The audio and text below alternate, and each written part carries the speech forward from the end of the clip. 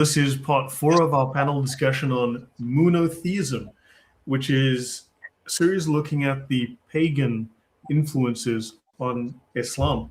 And of course, I have JC with me, Osama Dakdok. Emmanuel just dropped off the stream. I'm sure he'll be back in a moment. So hello and welcome, guys. And how are you doing? So far, so good. But you said something catch my attention. Moonism. What is moonism, man? It's like MOOnotheism. MOOnotheism, not monotheism. MOOnotheism, as in the moon. The moon. You're talking about the moon. Okay. All right. Sounds good, man. I like monotheism. That's well, I mean, who did you invent that title, bro? Actually, no, I kind of did, but then I discovered someone else had come up with it before me. There was a guy, I think an Israeli guy, who'd written a book on the topic. Oddly enough, I'm not the only guy. There was Robert Morey in 1980s who came up with the same idea, and then someone else had come up with the name before I did. So what can I say? Monotheism. Moonotheism. Yeah, there was a guy that wrote the book. I actually emailed him and asked him to come on and talk about it, but I never heard back. But the premise was really simple. Christianity has the cross, which clearly has a historical and theological significance, right? So why does Islam have a moon and a star? Clearly, it must have some kind of historical and theological significance. I mean, if they were the banana religion, they'd have a banana, right? If they were the lollipop religion, they'd have a lollipop as their symbol. So I'm assuming, okay, they've got a moon and a star. They're either communist or they are into the moon and the stars. I think it's a very simple premise. Sounds good. Sounds good. And we're so far marching on to prove that in the previous 3 sessions. So I think your theory have enough foundation to build on. Yep. You were nodding your head there, Emmanuel? I just want to say I disagree with what this guy is saying here. Logan's warning. I very much disagree. I think the right approach would be just to expose the kind of things we're exposing, right? That's all. I think that's all you have to do, really. I mean, look, you don't have to fight or anything like. You don't have to be. You don't even have to fight on a political level. I think at least that's my sense. Because the social pressure ultimately converts into political pressure. Right, social sentiment ultimately becomes political sentiment, and someone is going to express that within the political realm. However, these Muslims have infiltrated politics, law enforcement, the judiciary, education, and we also need to then motivate at a grassroots level to expose them there and cut off the funding, expose the networks, all of these things. Yeah. And here's a fact, Brother Lloyd, it's not just infiltration, it is infiltration for the hope and for the purpose of invasion. I mean, you can always infiltrate others for good of you and them, but that's not the whole purpose. They're here to take over. They're here to invade. That's exactly what they are doing. So, they don't integrate; they dominate. Yeah, exactly. Did you see that the picture of the prayer rug scattered all over the 9/11 memorial in New York, covering the memorial? Never forget, right? Yeah, we talked about actually on our Saturday broadcast, and we talked about it on live TV broadcast in Channel 30 in Milwaukee last week, and we talked about it on Crosstalk nationwide. So I covered in 3 areas, and it is sickening. And they were planning to pray over the names of our dead men and women who were victim of the prayer of the Muslims. I mean, this is sick. If it was not for the Muslim prayer, these people would be alive today, or many of them will be alive, only those who will die of old age, of course. But it is sick. Islam teach to kill. The prayer encourage them to kill, and then they want to pray over their names. This is sick. Yeah. Shame on everybody who allows this to take place. Shame. Public sentiment is changing. You see it on social media, even in politics. The UK being the canary in the coal mine. They're saying, oh, the Muslims are scared. Even Sadiq Khan is now, oh no, Muslims are scared because there's so much Islamophobia. In other words, there's deserved backlash against them. And people are starting to voice their displeasure. And the government clearly is on the side of the foreigners the invaders, as you say, not on that of the local natives. So help me out, Lloyd. What is phobia? An irrational fear, whereas I think Islamophobia, basically Muslims blowing people up, Muslims blowing up buses, trains, murdering people, stabbing them. This is causing Islamophobia. Less of that and then less Islamophobia. Yeah. And so phobia is fear of nothing, and Muslims afraid to death of the fear of nothing. Makes sense. Yeah. I'm getting it, man. I'm getting it. Someday I'll figure it out. Come on, you all know, if you heard of Buddhists, no one's afraid of Buddhists. I mean, Buddhists are chill. Everyone knows Buddhists are chill people. Buddha phobia. The last time I looked at my dictionary, can you find me online if there is a Buddha phobia? Judophobia? I don't think you're going to find it. It doesn't exist. But basically, they're trying to destroy your sense of self-preservation, your rational fear of the encroachment of Islam, which is trying to rob you of. You know what? There's a fantastic tweet that I saw yesterday that said, liberals shouldn't worry. Trump is not going to enslave people. He's not going to be killing gays. He's not going to be taking rights away from women because Mr. Trump is not a Muslim. That's a good one. That's a very good one. But the Democrat will empower the Muslim to take over their party, to take over America, and somehow we'll have Islamophobia. Well, look, it's changing. I mean, look at what what's it? Nick Shelby, what has done? This exposure of the Somali fraud. Now he's been in Boston. Yeah, that guy. California. Young man. Nick Shirley. And I mean, basically, you're just seeing these people now as grifters, as thieves, as fraudsters, as conmen, and public sentiment is shifting. People are starting to demand justice, and they want repatriation. They want these people gone. And in fact, 73%, 83% of the U.S. population, liberal and Republican, conservative, want these people deported. Yeah, unbelievable. I kind of envy you guys because you can get away with saying things like that. Me as a German, I can't say it. They'll send a SWAT team to your door. I know. Yeah. Yep. But are you following Nick in California with the Somali in California as well? With the daycare fraud? Yeah, it's. I mean, it seems to me it's everywhere where are Muslim Somali.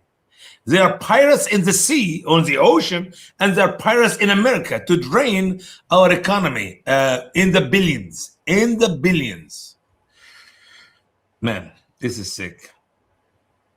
Yeah, but you know what?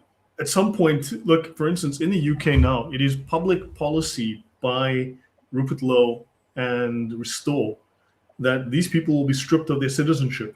Now, the Trump administration, sure, dragging its feet perhaps, but it has started to strip citizenship. And I think this snowball is going to grow bigger as it rolls downhill. And the idea is now in the public consciousness. So I think we will start to see people demand accountability. People are tired. And if they don't get it from the government, they're going to start doing it themselves. And they've been forced to. The media's been negligent. So citizen journalists are not going out and exposing these people as the frauds that they are. Mm-hmm. Mm-hmm. Yes, if they will not be...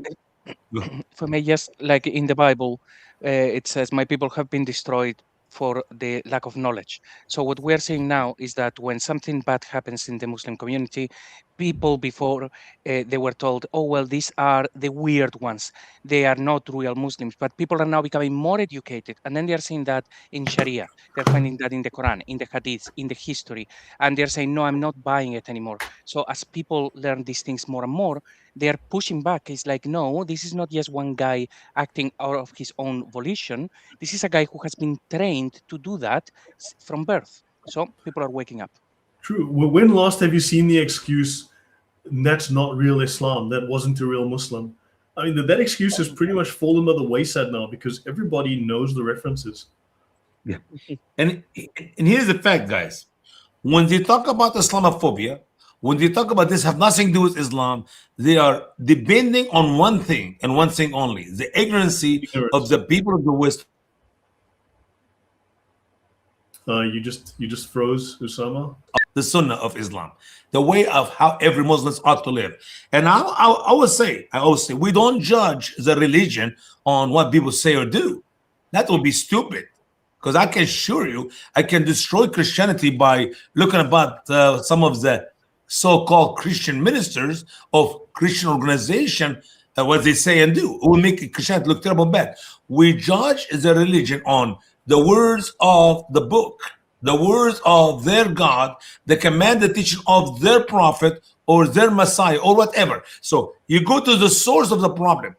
It is not people, it is Allah, it is Muhammad, it is the Quran. And if you know that, that will be the end of Islam.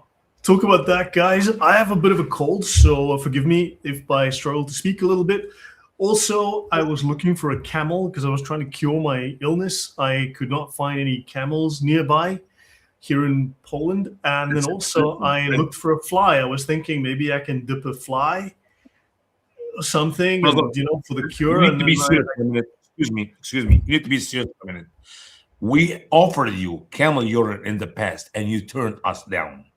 I wasn't sick then. Oh, it's just because you needed it now? You changed your mind about it? It's like I could find, so yeah, anyway. So what a pity. Allah has not seen fit to provide me with the necessary medication to heal myself. Then taste the torment of your infidelity, as Allah stated all over the Quran. You must. I have some. You can have some. Thank you. Yep. So, guys, welcome back. We're discussing moonotheism, Islam, and the moon god of Babylon. And I want to go back to the last slide that I did last time. And then, so this is from the Smithsonian Institute, right? The Nabateans, and this is Petra. I visited Petra. I spent 2 days there in the Jordan. Worship powerful female deities. They built lavish shrines, right? And the Nabateans worshipped 3 female deities: Alat, the goddess; Al-Uzza, the powerful one; and Manat, the goddess of fate. As we know, Alat is the feminine of Allah, because this comes from the Babylonian, and prior to the Babylonians was a different, I mentioned it in the previous set of slides though, last week, that had the idea of the female consort of the male deity. So of course, in Islam, obviously they kind of talking about Allah does not have a wife, right? Because so that idea is influenced by that. But Allah is the female Allah. Dr. Glenn Corbett from the American Center for Oriental Research in Jordan said the Nabateans lived in Petra, worshipped in particular the goddess Al-Uzza, termed the mightiest. So and we know, are you trying to tell me that Muhammad knew anything about Allah and Uzza and Manat? I mean, why are you talking about? Because we will find out, and we have discussed before, that Muhammad and his wife worshipped these pagan goddesses. This was part and parcel of what his family worshipped. So let's go to Arthur Jeffrey again, a very famous scholar from the earlier part of the 20th century in the pagan Muhammad. The Quran mentions 2 prophets. It claims were prophets from infancy. John took the book with strength, and we gave him the prophetic office as a child. I think we discussed this. This is Jesus from the Gospel of Infancy, right? And of course, so Jesus that's very interesting. Jesus was not 40 years old. Jesus had not come into the prophethood. And how come Muhammad wasn't the prophet from the childhood? Jesus in every way is more moral, more powerful than Muhammad. And yet Muhammad is supposed to be the special man in Islam. It's crazy when Jesus is mentioned more than him in the Quran. It's all of it is really, really crazy. Yeah. And of course, I wanted to say, leave Alat and Al-Uzza. These were their idols, which they used to worship and then go to bed. And that's in Ahmad ibn Hanbal, who speaks of this, that Muhammad and his wife Khadija worshipped these goddesses, Alat and Al-Uzza. It's a very serious question. What Muhammad used to do, what Muhammad used to believe, what Muhammad used to worship before the age of 40. I mean, you're talking about entire 40 years. That is 2/3 of his life. And when he used to go and meditate, according to the legend of Islam, the story of which they taught us, what he was meditating on Was he a Jew? No. Was he a Christian? No. Anybody in his family is a Jew or a Christian? No. Neither his father nor his grandfather. So we have a problem. We struggle with this at least, say, 30 years from the age of 10, the age of understanding something about worship, as we see that is actually the age which is Sharia imply for beating the children if they don't pray, if they don't fast, if they don't do this and that of Islam. So it's no longer a voluntary age, but it's a forcible age. So what did Muhammad used to be between 10 and 40? And I have a question. Muhammad is supposed to be sinless according to Muslims, but Allah has to forgive him multiple times of his sins. But also Allah only made him a prophet at the age of 40. So prior to that, he was not specially blessed. He did not lead a sinless life. And it says here, according to the Islamic sources, he was sacrificing goats, female goats, to Al-Uzza when he was following the religion of his family. Yeah. You know what? I'll be honest with you. I disagree with you, Brother Lloyd. I think Muhammad was more of a decent person. Not perfect, not good, but a decent person up to the age of 40. When he became a prophet, that's when he lost it. I mean, he was not an adulterer until he passed the test of prophethood and became a prophet. He was not a thief until later. He was not a killer until later. He was not literally, think about all the sins which Muhammad lived in after 40 is much greater than those which he lived before 40. So he was faithful. I mean, listen to the testimony of his own wife, Khadijah. She called him the faithful because he did not cheat or lie or anything, but I think all that changed after he became a prophet. So I thought when you draw closer to God and you now have the official office of prophethood, you be more careful how you live. But in the case of Muhammad, it is Allah gave him the okay, Muhammad. It is another okay, Muhammad. Like a cult leader that had a megalomaniac complex. I mean, it sounds very cultish, doesn't it, Emmanuel? Yes, it does. We had a prophetess, so whatever you call a female prophet, and it's pretty much the same story. How power corrupts, and similarly, her claims and also the claims about her became ever more grandiose, exaggerated. Yeah. It started out being very humble, right? At the beginning, she didn't even dare call herself a prophetess, and also at the beginning, she didn't claim to speak for God or Jesus or anything like that. But she did eventually make all these claims. Eventually, she just outright claimed to be the ultimate goddess herself. Actually, eventually she claimed to be Sophia, which in Gnosticism is this kind of female goddess of wisdom. And she's right beneath basically the ultimate source god. So there's the ultimate source god, and right after the ultimate source god comes her. She's the ultimate source god in Gnosticism is not tangible. So she ultimately claimed to be the ultimate tangible personification of God. Yeah. But that was a process, and you can see now we are actually talking about Gnosticism, and she's claiming to be a Gnostic god. Originally, she didn't claim to be any god, and originally she just claimed to be, a messenger. It started off as a normal form of Christianity, which it wasn't. And originally she just claimed to speak for Brother Emmanuel, which is why I have the name I have. Which in their cult, Emmanuel is just a spiritual being, right? Yeah. But then eventually Emmanuel, as you know, Emmanuel is also the name of Jesus in the Old Testament. So eventually it wasn't just, originally it was just any, some spiritual being named Emmanuel.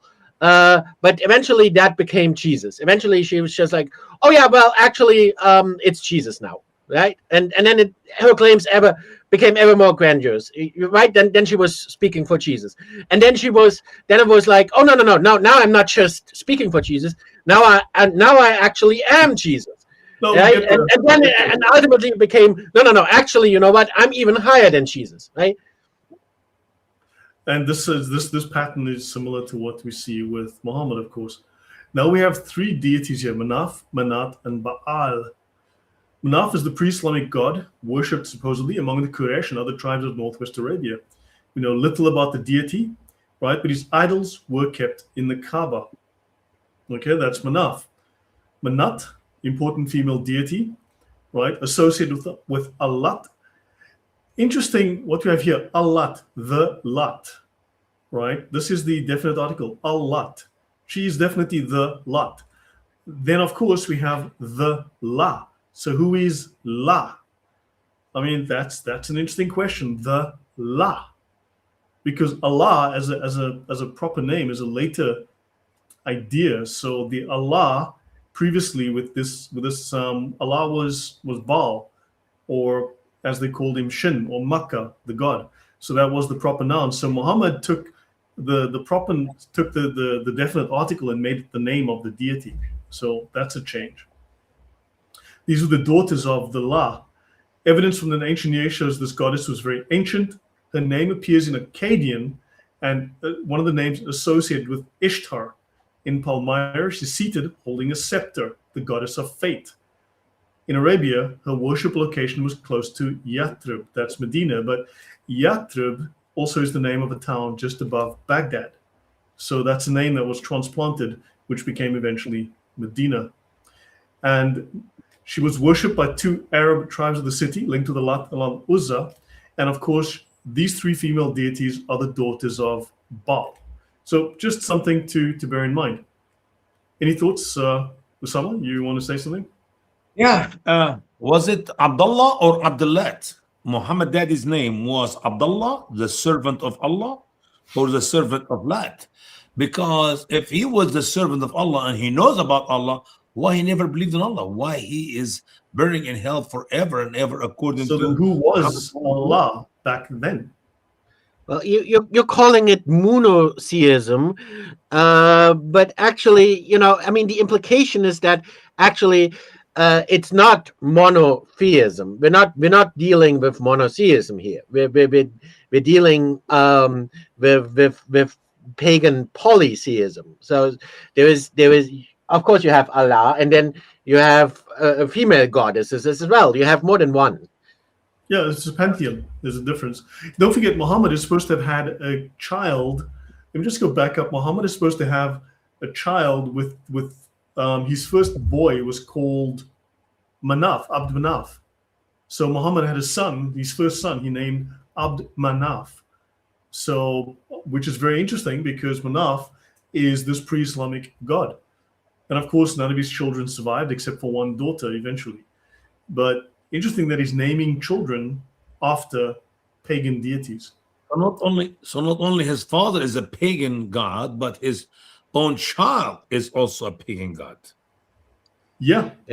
I'm just hoping that the reason his first child didn't survive is not that they sacrificed it to Baal or something. That is a question, that is a question that one has to ask. Because usually it would be the firstborn. Usually you would sacrifice the firstborn to Baal because that would basically give you the biggest street creds with Baal. So remember, I mentioned a passage last week where Muhammad says about this woman who loves her child so much, she would not sacrifice her child to the fire. Now, sacrificing a child to the fire is what was being done by very many pagan sects, sacrificing the child to Baal. So why would he make an indirect reference like that to sacrificing your child to Baal, where she would not do it, meaning she's an exception? That's a really odd reference, just that these things are all over these records. I mean, even if they're artificial, even if this was faked, even if it's completely fictional, why did they add so much of this stuff? Yeah, and it's also interesting because, there, of course, there's a lot of justified criticism of Islam and of Muhammad, and Muslims are struggling to defend Muhammad and come up with something good he did, and they're having a hard time with it, especially if you go by the Sunnah, because there's just a lot of bad stuff he did in there, but there's one good thing that he did do, and that fits in with that, and that is he abolished child sacrifice. So maybe Well, hold on. he didn't. Hang He didn't. on. Come on! I saw that one good thing. Listen, you're not telling the truth. Hey, because this is the story. They make kitty-sized explosive belts and jackets, right? Just so you know. Yeah, you're following the exaggeration of the Muslim in the West that Muhammad ended qatl al-atfal, the killing of the little baby girls. If that is the case, I have no idea how in the world that Muslim men were having mamas and sisters and Arab. I'm not Muslim. I talk about Arabs. How did Muhammad have Khadija, and how did Muhammad have all the other females in his days? If that's the case, there should not be any female in the Saudi Arabia Peninsula. Oh, and don't forget, neither the Jews or the Christian practice wa'd al-banat, the killing of the little infant females. That's not practice in the ways the Muslim try to present it. And as a matter of fact, I wrote about that in an article. I said, if I am one of those female who survived, I wish under Islam that they have wa'ded me. I wish they have killed me as a little girl, because it would be better for the female to be put to death as infant than to grow up in Islam. Right. But as we know, as the saying goes about Muslim kids, they blow up so fast. Yeah. You've been very quiet, JC. Any thoughts you want to add? Yeah, what I'm thinking is, the more you guys speak, the more difficult the whole narrative appears, because imagine this. So this guy appears and he is in this environment where people have many different gods and they are sacrificing babies and doing all of this weird stuff. And then he says, but I am the last one. There is this thing that appeared in a cave and choked me, because angels famously do that. And then, like Usama said, he changes. He goes from having one wife and being called Alamin to being an actual warlord. The story seems to have been created to make him look like he was a very nice guy who then got possessed by an evil entity, and then he became that thing. But Muslims should think, hang on a minute, let me find out about this guy to see if he was really what I'm being told, that he's the last prophet and he knows everything, or if there is anything in his actions that indicates that this guy was possessed by something. He's not in the previous scriptures. They say, no, well, they are corrupted. It's like, isn't that convenient? They follow traditions from all of these different pagan tribes from the region. That is another red flag. It's all red flags. If you try to make the story of Muhammad, making him more clearly possessed by a demon, you couldn't make it up. So it just has to be like the people had to really do this on purpose to make him look as demonic as possible. People just took it seriously, and now they just don't tell Muslims any of that. It's just too much information. Right. I'm kind of divided on that, and I think a lot of people are divided on that, because on the one hand, you have people who are saying, a lot of this is made up, and maybe Muhammad didn't even exist, and maybe he's a composite character, and maybe he is based on some previous prophets like Mani, but then you have people saying, no, this can't be, because the Sunnah talks about Muhammad in such a bad light that if it was made up, surely they would have made him look better. Don't forget, guys, the devil is involved in the picture. And what you and I think should not or could not or would not, the devil knows it very well. And he will put it there to convince you that it is, and or can convince others. Well, it's not, because he should not, could not, of what? Deception of Allah, Satan, is beyond our major beyond our capability of understanding that. So I heard the debate between different people on that topic, and of course they said, well, here's so much negative in Muhammad, this could not be made up. Yes, indeed, the devil make it up, to the point that now you got 1.7 billion believe in it. We have no problem with it. So what? So what? Yeah. So, okay. So this is just a little bit of a map as a reminder. We have Bahrain up here. You've got Iran. Don't forget, a lot of the development of the Quran happened up here, right? In this part of the world. This was Babylon, also known as Iraq. Here you had Abraham came from this area, right? So you've got, and this featured very heavily as well. And here's Aksum. This is the area in Ethiopia that the first Hijrah went to. And of course, here you've got Najran and a place called Haram, Marib, Sana'a. This is Yemen, where also heavily, the Babylonian religion was heavily practiced here. These people moved north into Central Arabia here and took their Babylonian religion with them. And don't forget, Nabonidus came from here all the way down, settled up here, and he controlled this region. So he brought his Babylonian religion with him, just to give us some perspective. Aksum. Now, I just want to mention something that someone sent me today, so thank you for that. This is the Aksumite Codex Hypothesis, Origins of the Quranic Text, the Early Monotheist Community, and the Umayyad Construction of Islam by Alexander Lee Ignoble, and it was written last year. I'll just try and do it briefly. This is a revisionist account of Islamic origins, designated the Aksumite Codex Hypothesis. I started this series of talking about Aksum, Ethiopia, what we call Ethiopia today, right, as a place that was influential in Islam. And it looks like this idea is starting to gain traction. So it proceeds from 9 interlocking propositions, but it says that there are too many anomalies in the standard account, which the standard Islamic narrative cannot account for, right? And it says that Mecca, there is no archaeologically attested city of Mecca in the 7th century. Its first documented mention is in 741, and the first evidence in maps is only from 900, saying here it's a retrospective construction, not a historical origin point, right? And then, of course, Muslims were known as Hagarenes, Ishmaelites, Saracens, who did not identify as a religion separate from Christianity and Judaism until at least the year 700, right?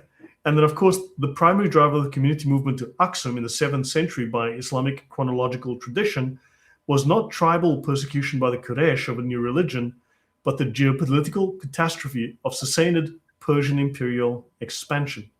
So this person is saying basically you had this invasion by the Sassanids, right, from Persia, from Iran, coming into this region, coming across into Oman and coming into this area. And so they escaped. So they've rewritten the narrative basically to say, well, we were persecuted by these guys and we went. So she's saying, no, this seems to be taking an actual historical event and then rewriting it to suit their own narratives. And it says that the Ge'ez language and the Ethiopian Orthodox Church heavily influenced Islam, which we do know. And she says they have an 81-book canon that treated as canonical various Gnostic and apocryphal texts, like the Infancy Gospel of Thomas, the Proto-Evangelium of James, the Ascension of Isaiah, the Book of Enoch, and so on, whose narratives appear in the Quran, known apocryphal Gospels. And the canonical Gospels were not available in Arabic until the 9th century. Your thoughts on that? Here's the deal. The narrative of Islam 641 AD, that's when Muhammad was 600, actually 23, that's when he moved from Mecca to Medina. But the existence of Mecca he was born 570 AD, and it's actually, they're telling us at that time, 570 AD, Mecca was a famous location, very important strategic city, which means you should have some reference to it. Go a good 100, 200 years before that. We don't have any record of Mecca as an existing city, important or not, in the 4th, 5th century, 6th century. That's a problem. You're not talking about just this city was born at the time of the birth of Muhammad. That city, according to their story, according to their narrative, it's been there for many years. Very famous one. As a matter of fact, if you want to tie it right, it go back to 1800 years before Christ. If you want to put Abraham taking his son Ishmael and Hagar to the same place where Mecca is. So that city have to be at least 1800 years before Christ. That is 2600 years before Muhammad. I mean, I'm saying 2400 years before Muhammad. How can a city be that old and we know nothing about it and nobody have an idea of anything about it until the 7th centuries or 8th centuries? That makes no sense. Correct. That makes the whole story of Islam is now thrown in the trash can. They seem to be reusing actual historical events, but repurposing them into the Islamic narrative and rewriting. They do mention something, and I gave this to JC today, and I think we'll read it and maybe do a talk on this particular paper. But the Quranic text, according to the author, I haven't read the whole thing, I've just read the intro. The Quranic text is written not in the Qurayshi dialect of the Hijaz, as Islamic tradition claims, but in Nabatean Arabic, the dialect of the Petra region and southern Levant. Now, we know there's also Aramaic, which is basically Aramaic, which comes before Arabic. Arabic as a language only really formed in what, the 6th century, 7th century? 6th century, let's say, 4th to 6th. So it's very late. So there are questions around that. So this is something to get into. Yeah. If you want to read the Arabic with the vowels and with the dot, you have to go back to the 8th century. I mean, this is unbelievable. Yeah. Well, there you go. So we'll get to that paper. So now let's have a look at the symbol for the moon god, Al-Makkah. Okay, the Makkah, the god called Makkah, or maybe there's a city called Makkah in Arabia. I don't know. There could be a very holy city in Mecca called Makkah. Makkah. Anyone heard of a city called Makkah in Saudi? No, never. It's news. Yeah. So notice here, these symbols go back as much as like 4,000 years. Okay, and you've got the moon. You've got a little thing here in the middle. You've got the moon symbol as well. Right, so the Sabaean moon god Al-Makkah was the king of the gods, similar to the Mesopotamian moon god Nana.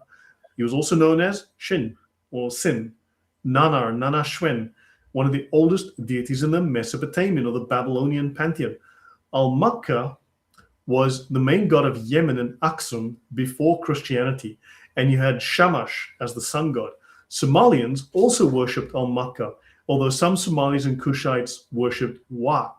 Now, remember what I said before, that when you have the Church of Christ the Redeemer, then you have the Church of the Lamb, you have the Church of the Savior. That's not three different religions. Those are just three different aspects of the deity. Could be the very same deity. They're just looking at different aspects of the deity. So Waq could well be Al-Makkah, but just a different aspect. It could be Waq, could be mercy or something, the God of mercy. Yes? I'm just wondering, is this supposed to be a hand? Because if it's supposed to be a hand, it kind of looks like the hand of Fatima, right? No, you've got pillars. 1, 2, 3, 4, 5. That we're using pillars. And that's like, remember, this is a symbol of the king. You can see the writing here. It's the symbol? Yeah, exactly. I'm saying the 5, not just the fingers, but the 5 is the pillars. Yeah. Oh, wow, dude for Christ, thank you very much. He says, don't mind me just paying my jizya. Been away for a while because the cowards hacked my stuff. I'm back now. Oh, man, sorry to hear that. Look, if I can give you a license for the security package I use on my computer. If that would help. I can give you an annual license if you would like that. Yeah, sorry to hear that, man. That's horrible when people, I have heavy security on my system. I have crazy security. Which I have now. Listen, I have now. Thanks, Yeah, Lloyd. I bought Usama security for his computer as well because just so you guys know, I get regular attempts to hack into my phone and my email. I have my securities like, do you want to authorize this account, this login to your account? Do you want to authorize this? Sometimes I get it like 10 times a day. It's like crazy. Yeah. So welcome. Dude for Christ, reach out to me. Find it's very easy to Google my email. Just look for my name and my email. Send me an email. I will send you a license key. I think I have one still left, so I will sort you out. But thank you for the donation. Really kind. Okay, Nabonidus, the temple of Shin and Nana. So Nabonidus glorified the god Shin. His son was Belshazzar. We know him from the book of Daniel, with the writing on the wall. Now, he was 10 years in Tamas, Saudi Arabia. Yemen is a large oasis with a long history of settlement, right? This is at a point where the trade route between Medina and Duma begins to cross the desert. It's just north of Medina, and it was a center of moon worship because Nabonidus brought the Babylonian pantheon with him, and he was the son-in-law of King Nebuchadnezzar. Isn't that odd? Who's mentioned in the Bible? His mother was the high priestess of Shin in Haran. His daughter was at Ur. Ur is where supposedly Abraham was. So he was very much involved with this kind of magic and astrological deity worship, right? So his mother was a high priestess of Shin. Abraham's origin is in Ur, in Genesis 11:28, in Haran, right?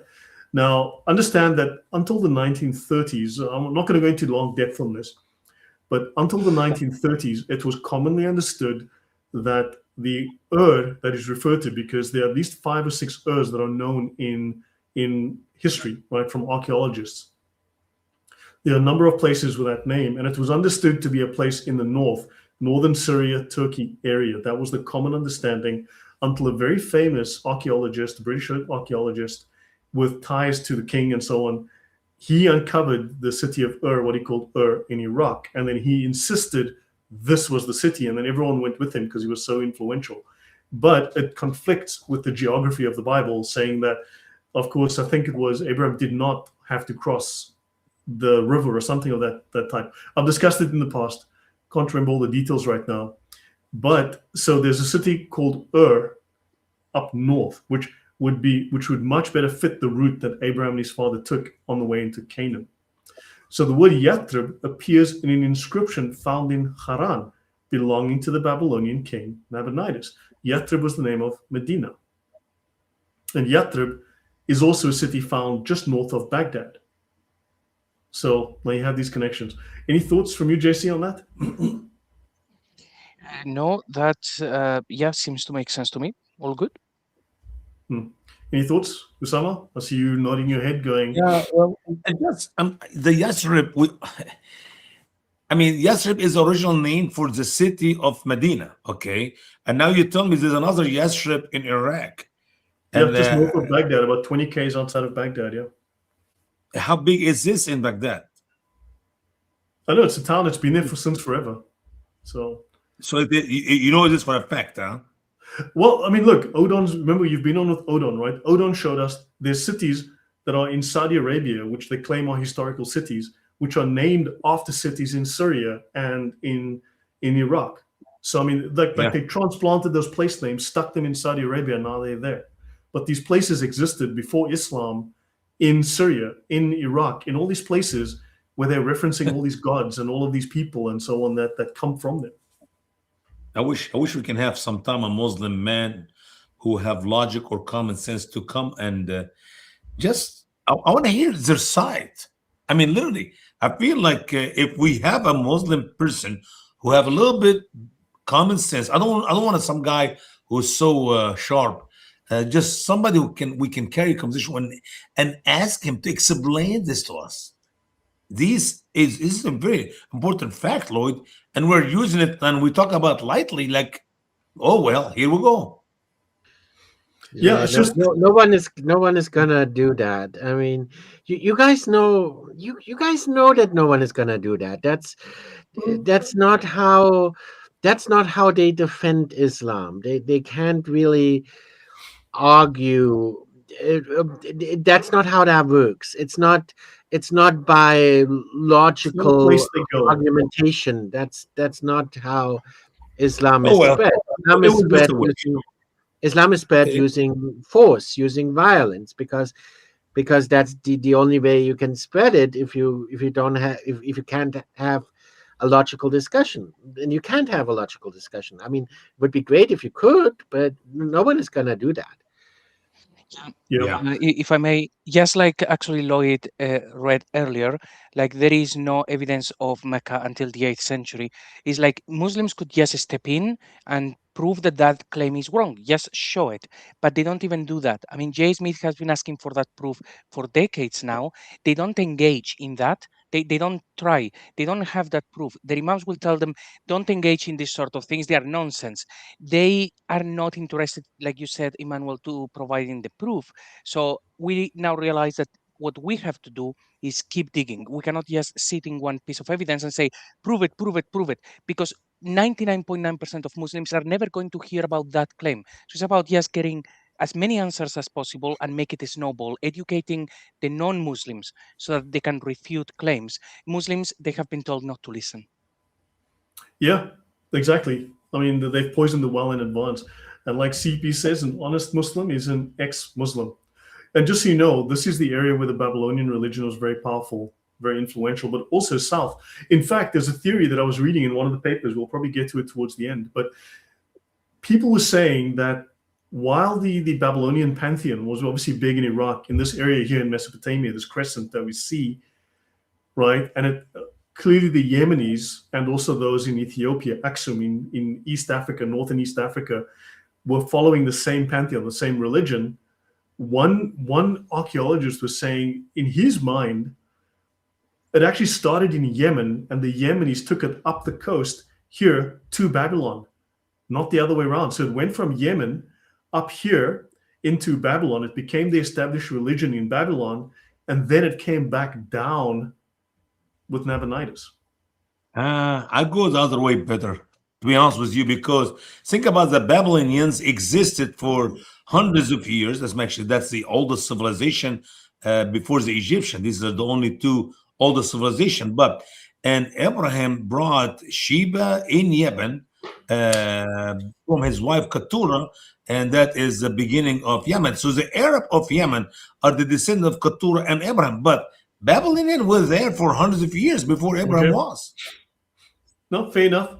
Okay, so good point there. So Nabonidus, 556 to 539 BC, last king of Babylon, of the Sumerian and Mesopotamian cultures, related to Nebuchadnezzar, childhood in Sabian Haran. That's again where Abraham came from. Abraham's grandfather was called Haran, a major site of worship for the moon god Shin.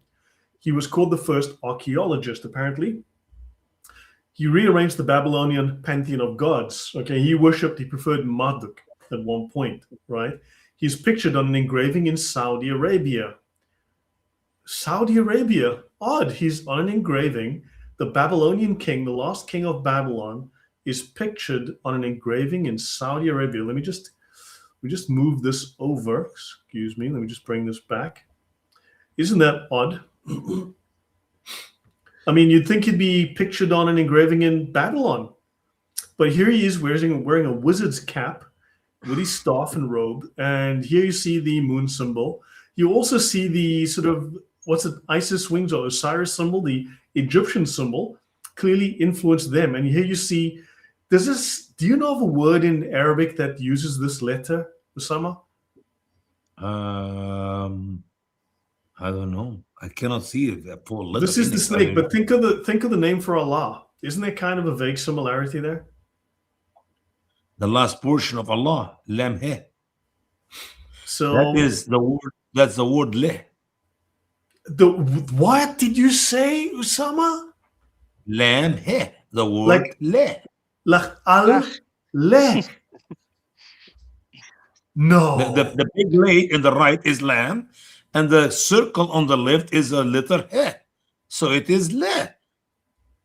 Easy Arabic, easy. Okay, that's fascinating. So now I think Jason? what you will find is that this guy here in this drawing was a prophet of Allah. Mashallah. So he lived in Tama in Saudi Arabia for 10 years. I mean, that's a really...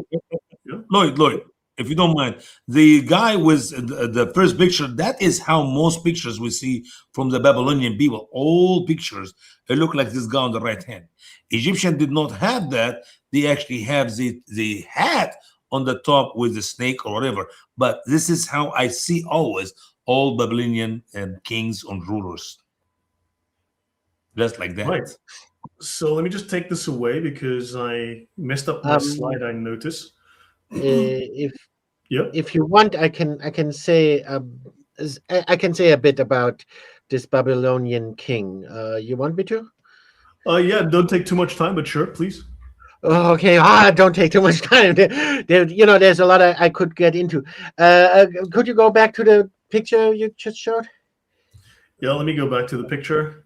Here it is. This guy. Yep. Now to make it bigger again, so people can see it. Okay, great. Okay, so that's the Babylonian king, right? The cap looks like a what do you call that? A Phrygian cap. Basically it's similar to a Smurf hat nowadays, but this is also related to the to this kind of, what I talked about with David Talbot, to the Saturn configuration. Everything here is actually related to the Saturn configuration. But if you don't believe in the Saturn configuration, we can just say all of these are aspects of pagan planetary deities. I mean, that much is obvious. Astrological. You don't have to go into too much detail. I'll get to that. Okay. Okay. Just even the coal over here, even this coal, this is very similar. You'll see this in Egyptian representations of Osiris with this curl of hair. You'll see it even in Egypt. And I mean, here you've got an Egyptian symbol, the flying ankh.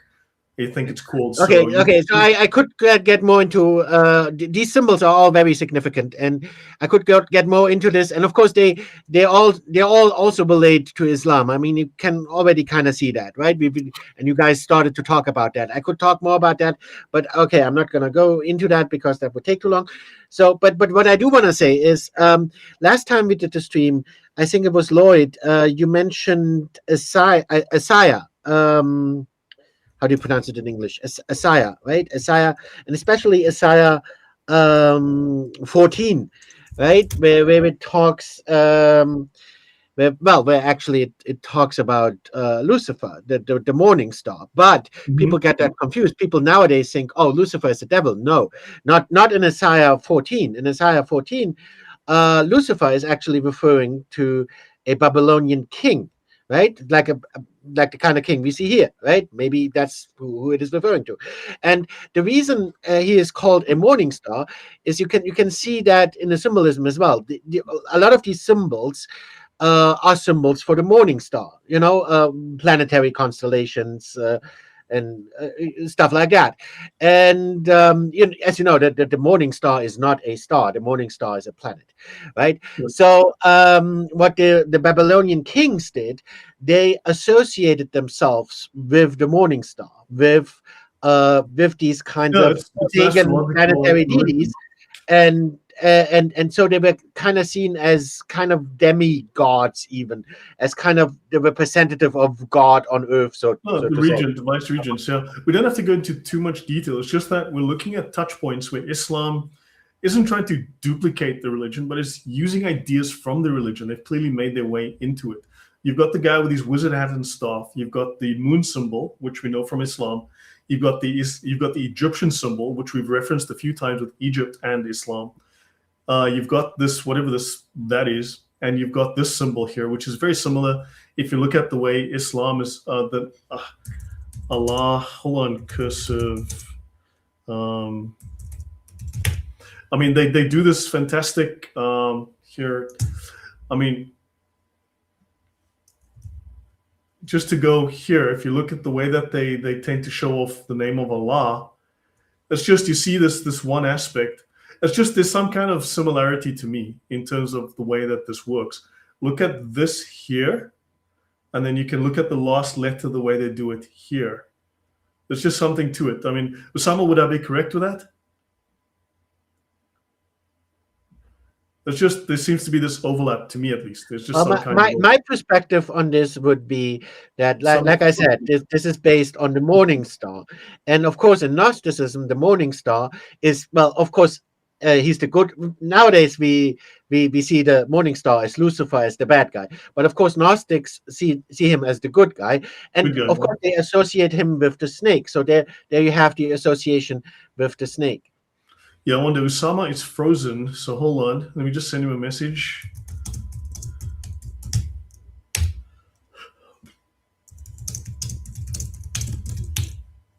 I just sent to Sama a message. Let's hope he gets that. But notice the crescent moon flags in the region are all traced to the moon god Shin. The crescent flag is the crescent flag symbols, as I've shown previously, not on this episode, but are very common to Islamic countries with having crescent moons. And this moon design is all traceable back to the god Shin, right? And notice there's a trinity of gods. Usama is frozen, so let's hope he can come back. Any thoughts from you, JC, before I go on? But notice you've got the star, the moon, and the sun. You've got three gods. So these are, again, symbolic. And two of them are part of the symbolism of Islam. Yeah, to a degree, well, on the previous picture. Here's the moon. Yeah. That what Emmanuel said, yeah, that final thing, although I can see where you're coming from, that it looks like Lach, but it also looks like a snake quite a bit. It does look like a snake, but then people have been saying the name of Allah looks like a snake anyway. And the thing with these astronomical symbols, well, the people from the Nabatean region and stuff, the people who were going through the desert, these people were pretty much geniuses. They could traverse the desert, which nobody could, just by looking at the stars. They were phenomenal. So obviously they had a lot of stuff to do with that, just for their own trade. So it doesn't surprise me that if they were worshipping these thousands of years ago, they just carried on until this day, pretty much. Oratex makes a very good point. Islam is trying to go back to the original religion of Abraham, right? But it doesn't have enough information to do so. So they mix it with the prevailing Abrahamic milieu and the foundations of the Quran, like modern neo-pagans with Samhain. Exactly. They're not following true paganism as it was then, because who knows how it was. But they're doing their reimagined version of it. But notice we've got the three gods, the Trinity here, right? Three separate gods: star, moon, sun. Right? And two of these are now part of the Islamic symbol for their religion. And notice star and moon right here, still part of the Babylonian. So these ideas carry through, and several of the Islamic countries have these symbols on their flags. Usama, any thoughts before I move on? Yeah, I was going to say, as I showed on the map here, I don't know if you can see it or not. The word in the top is Allah. I hope it says. Hold on, give me a sec, Usama. Just give me a sec. I'm going to bring you on big. Just move it back from the camera because it's too close. It's blurring. Yeah. There we go. The word up here is Allah. And if I take L, the first two letters, which is the, you have left is leh. And if you're writing on a rock, not fancy paper, not print with your finger in it, it will look like a snake. It will look whatever shape it is. Depend what it is. Is it a smooth piece of wood? Is it up and down? So obviously we have to examine it closer to see what kind of service the word leh is written on it. But you can write the word Allah in 100 ways. The one you show us, Lloyd, are fancy writings. It is how we make it today, but that's not how it was written a few hundred years ago. Exactly. So you're looking at a much more crude form of the language. Also, these are like a little bit primitive people carving it on a rock, right? But you seem to have some sort of reference to the La here, right? And then, of course, you've got all of the symbolism and you have the winged, feathered sun disk, Shamash, the god of justice and morality, the seven-pointed star, Ishtar, the goddess of sex, love, and war. She was known as Venus, Aphrodite, Ashtoreth, Attar. And of course, we know that Aphrodite was, St. John of Damascus said they worshipped Aphrodite and had her statue in their temple, right? This is her here, right? The dressed like an angel in this case. But notice you've got also the symbol of the Ankh, again, the Egyptian symbolism. So these symbols, these ideas carry through from religion to religion. So it doesn't quite die out. It gets reimagined, but it gets repurposed as well. And notice here, you've got another symbol of him, the same little dunce's cap, the staff, and you've got the moon disc, right? The moons with the disc. You've got the little Egyptian symbol, and you've got the star again. So may I just add something very quickly? from the previous picture. So John of Damascus, when he said about Aphrodite, he actually said that it was they had the head of Aphrodite. That is actually what they kissed. So if we could actually do analysis on the black stone, it could be that it could have been just one of these idols, and it was the head of Aphrodite. That's what he said. But also in other shows, you've shown the image of the door of the Kaaba with these symbols. If at one point today you can actually show it, that would be great. Do you want me to show it? Yeah, I think it's useful probably for people to see that those symbols are still very present. Let me It brings find joy it. to my heart. Yeah, you know we want to bring joy to your heart. There we go. This is the door of the Kaaba, and you still have the sun disk and the moon as a pair on, because they're husband and wife, they're a couple, just as you would have in the Babylonian religion and the religions before it, in the cultures before it. You've got the sun and the moon. You made this up. This is not true. You made it up. It is a Photoshop. As I said, if Islam was the religion of the banana, they'd have banana symbols. Christians have a cross. Why? It's historically and theologically relevant. Islam has the moon and the freaking star because... Brother, if you take the cross out of Christianity, nothing is left. The crescent kind of looks like a banana. But you know, I feel this is a very, very nice door. I mean, no reason to be ashamed of it. It's like, if I was a Muslim, I would be proud of it. I would be like, oh, look, what a nice door. You know? Yeah, this is the previous door, and this is the new one with gold layers on it, gold leaf on it. So, yeah, but I mean, it's just odd that they maintain the symbolism, the sun here. What happened to the old door? Say again? What happened to the old door? I think this is the 12th or 16th door. I think they've had like 12 or 16 doors, and this is like, they keep changing it every few years. Maybe actually you can find one of the old doors in the Epstein Island. It's possible. I was going to ask, did they send it with the rugs, the covering of the Kaaba to Epstein, or maybe just my thoughts? I have no idea. Welcome, London man. You are welcome to restream any of my shows or any of our shows to your community. I know you said you'd like to come on. It's not really an open panel. I don't know you as yet. I mean, so, but how about you get in touch with me? My About page has an email alias you can use, or you can just Google my name, Lloyd de Jong, and find me, send me an email. Let's chat, and then we can always talk about having you contribute, if you'd like, in one of the upcoming shows. So yeah, but look, if you'd like to add anything to the chat, I'm not necessarily dissecting everything in detail. I'm just presenting these constant overlaps of Islam and the Islamic narrative, the Islamic seerah, the hadiths, and so on, with these constant symbolism from former pagan religions. And it's just you can't miss it. They're just everywhere. So Anunit was an Assyrian or Chaldean, that would be, from Iraq, Chaldean goddess worshipped by early kings. She's supposed to have resembled the Venus of the Greeks. She was a star by which was identified by the Assyrians with the goddess Ishtar, the daughter of the moon god Shin. Okay, then Cyrus. This is an account given by Nabonidus of his restoration of the temple of the moon god at Haran, and of the temples of the sun god and of Anunit at Sepharvaim. So he brought this religion with him, this whole astrological religion. And Sepharvaim was Adram Malik. So then you're going to get back to Molech. Yes. Here you can see again all this symbolism is actually related, like I said, to the morning star, Lucifer in Latin, and Venus again, the morning star, right?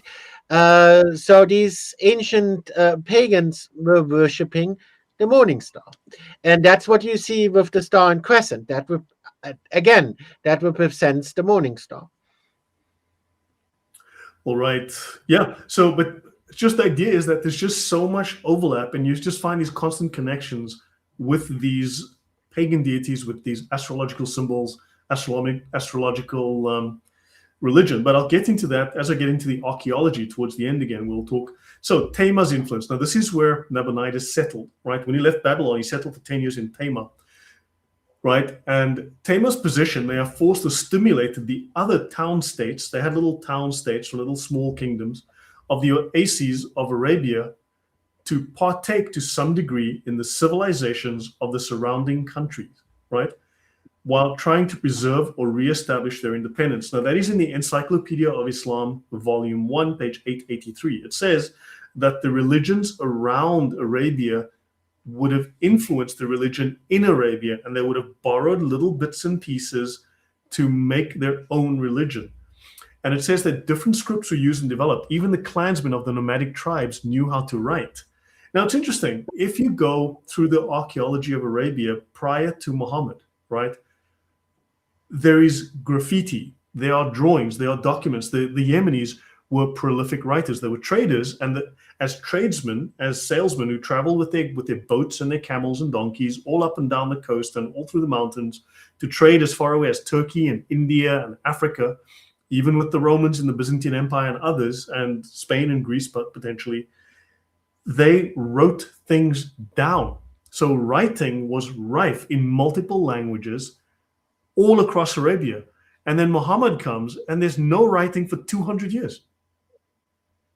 So for thousands of years before Muhammad, there was writing.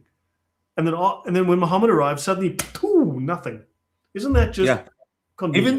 Even though you have to understand now that Muhammad claims in the Quran that, the language of Islam is the language of the God, it's the language of Abraham, it is the Arabic. So how in the world they were talking Arabic, writing Arabic for all these hundreds of years, and even for Muhammad to come with the final religion, with the final Quran, which was not written for another 160, 170, whatever years, something is not adding here. We're missing few zeros, Yeah. London Man says something very interesting. He says that it's a concave system. The moon is inside the Earth, and the universe is inside the moon. Now, I mean, certainly, I know once you get to these ideas, they can be pretty bizarre. I'm not really trying to dig into the meaning that as they would be for the Babylonians specifically, or it's just that Islam has obviously taken these ideas, misinterpreted them, reused them, repurposed them. For instance, Western scholars made the error of assuming, for instance, that the sun god was the main god when they got to Arabia, because in Rome and such, the sun is the male, the sun is the main god, except that is reversed in Arabia. There, the moon is the main deity, which is male, and the sun becomes female and the secondary deity.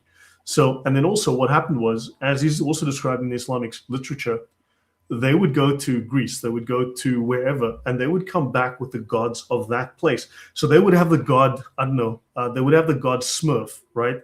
They'd bring back the Smurf idol, stick it wherever, and then, of course, the Western scholars would go, oh my God, it's the god Smurf. They were worshiping the god Smurf. No, they just liked the look of the god, but they had a god that was called, Zeus, but the god Smurf looked like their idea of the god Zeus. They would stick him in whatever temple, and of course they saw him as a totally different god, but they were just buying it from someone else, somewhere else. So sometimes there's misunderstandings that happen. So we don't want to get too hung up on the specifics. I'm just kind of putting out these ideas. And any thoughts from you guys? If the true numbers we receive from the narratives in Islam, 360 gods in the Kaaba, which Muhammad claimed to destroy, that means, man, what you're telling us right now, Lloyd, it can be 100% fact. People just travel with their gods. They find another idol, buy another idol, add it to the other idols, and we got 10, 20, 50, 360 gods.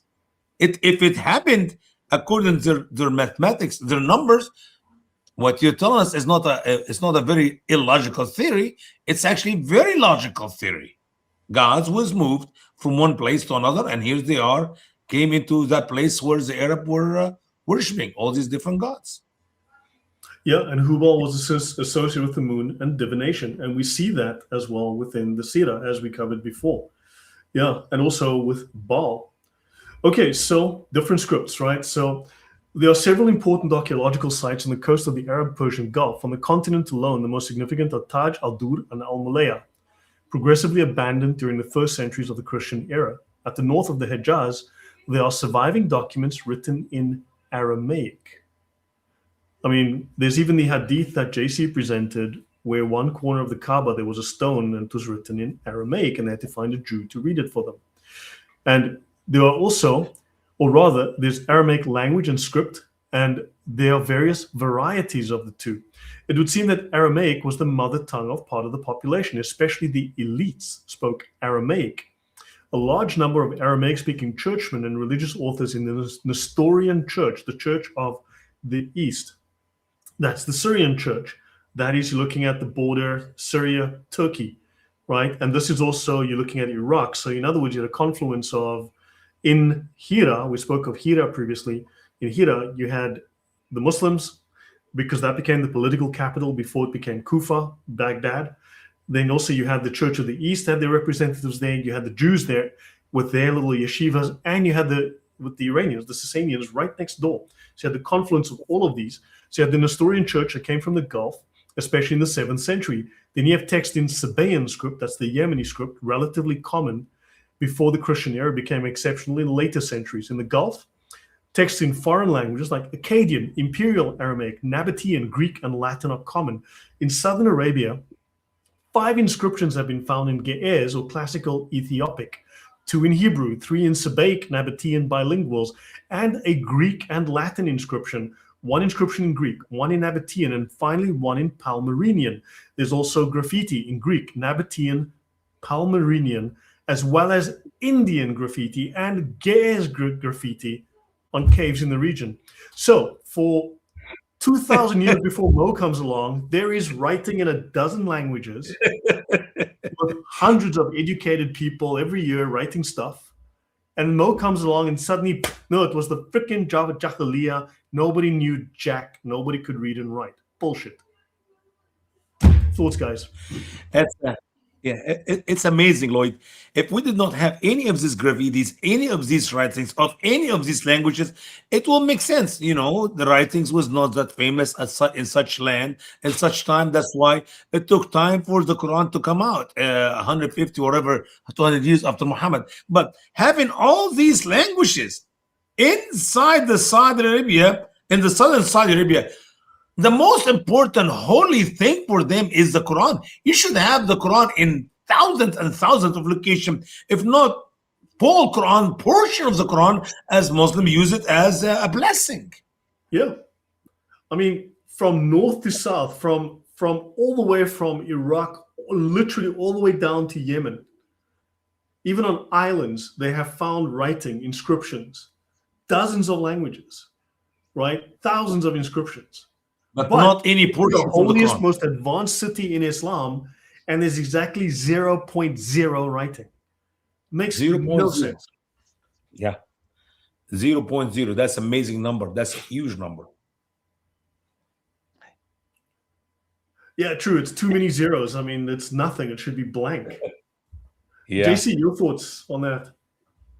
Yeah, well, just looking at the Quran, you've shown the languages that were used, the words that were identified, and it is mostly, well, Arabic and also, well, the foreign words, Aramaic. And even Gabriel Reynolds has said the same thing. The people who wrote the Quran, they were certainly bilingual, at the very least. They obviously had other influences, but this was a given.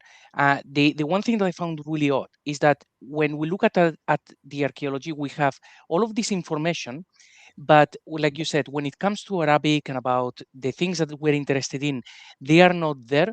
And Muslims, they have a reputation for destroying anything that is not convenient.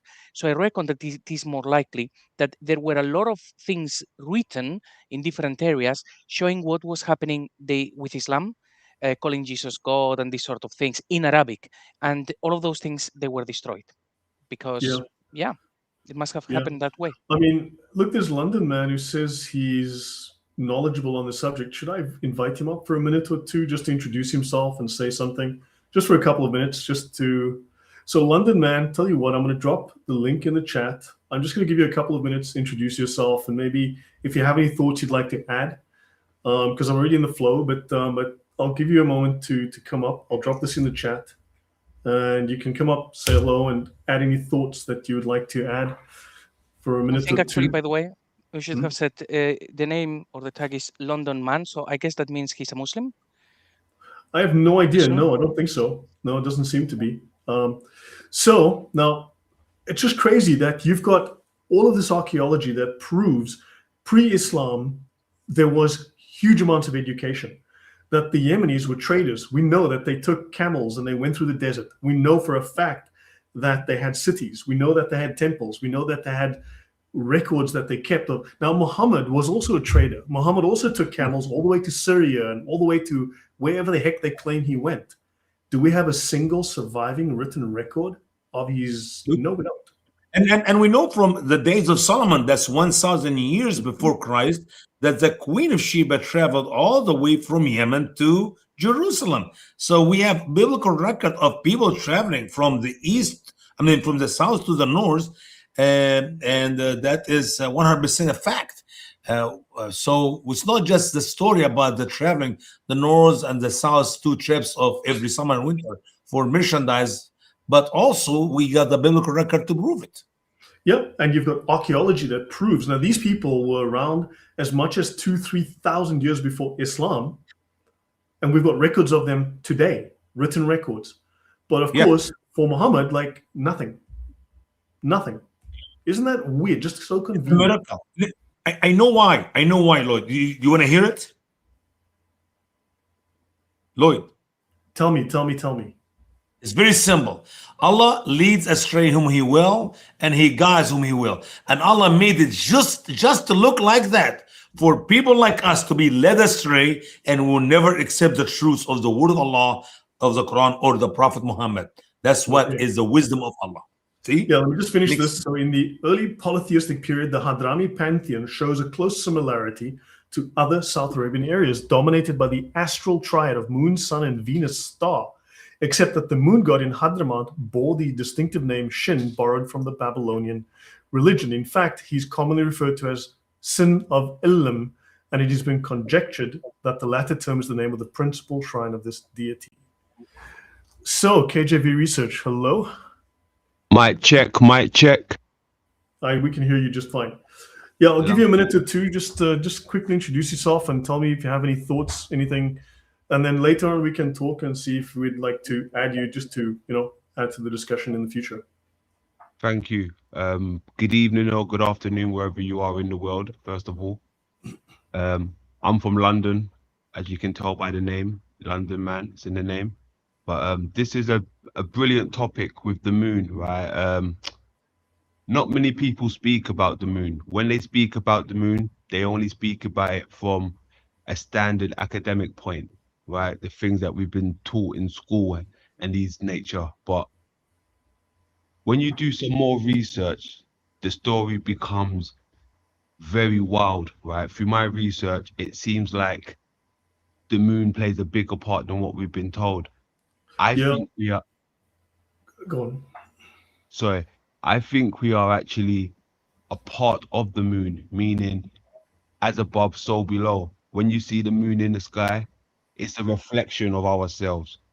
That would be a Gnostic view, which is not something we're really discussing here so much. Because do you have anything relevant to add to this topic? Was there anything you wanted to add that would shed some light on this particular topic? Okay, well, you guys were talking about the influence of Islam, and clearly it's a moon-based culture, right?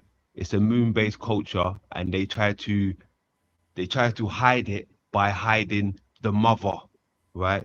They hid the mother to hide the moon culture. And the further you go back in Islam, everything is pointing to the mother and the moon. And they're trying to hide it by hiding the mother and the woman itself.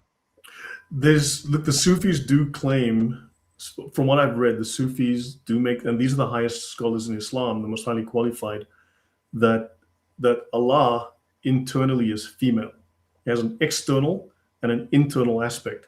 Male externally, female internally. Yes, well, that is a good point you make, because some people, I've heard a few people say this, and a few scholars say that the moon actually plays both attributes, mother and father, in a sense, right? It's got two. Sorry, what's that? Yeah. Sorry, my mic is going crazy. Can you mic check? Can you hear me? Yeah, we can hear you fine. Yeah, just let us know. Thank you. Yes. Some people believe that the moon has two attributes to it, feminine and, you know, non-feminine. And it's kind of like playing the mother and father role. Some people believe that this is where the first hermaphrodite phrase would have come from, right? This Okay. would get the Yeah, but this hermaphrodite. this kind of off the topic for us on this though. I'm not sure if it. London man, what we discussed here is the connections of Islam, or rather where they took their influences from.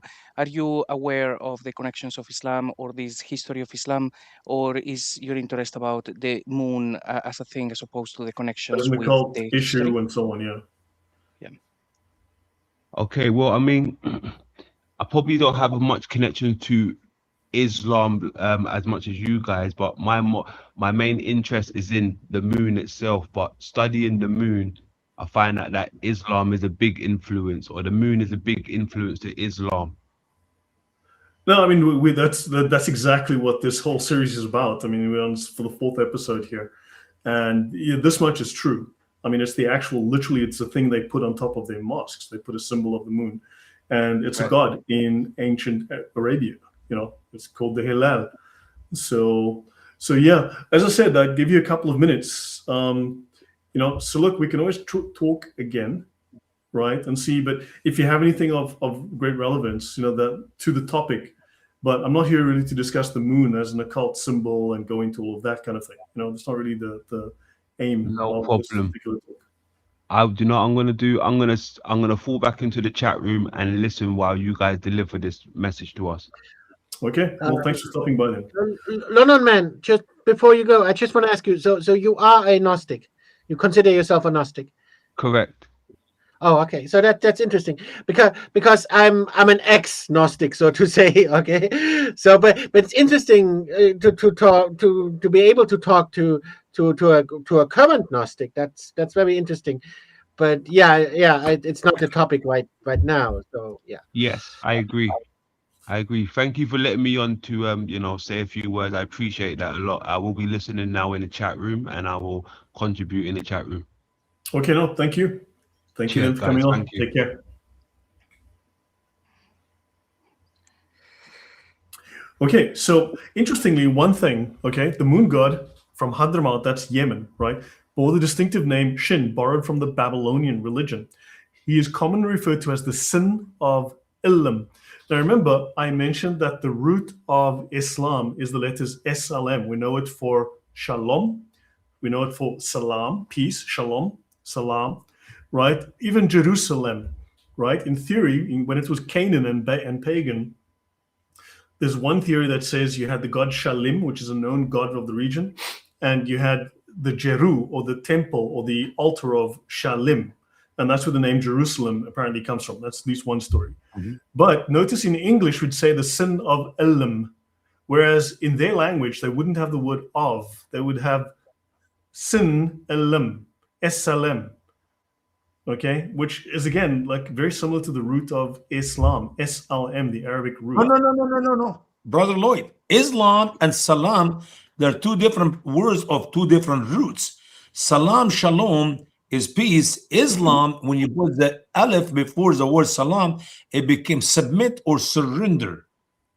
It is in the Arabic language, there are two completely different words of two different roots. Exactly. So, but the root, but also, I mean, just that the letters S, L, and M, that root, the root consonants are there. But also, prior to Islam creating the word Islam as a religion, right? Submission, which is an Arabic word which comes in the 5th, 6th century, right, or 7th century. The root SLM meant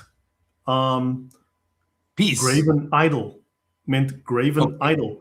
In all of the religions, in all of that region, from Acadia, Ugarit, Canaanite religion, all of those, the whole region of Arabia, SLM was a reference to a graven idol.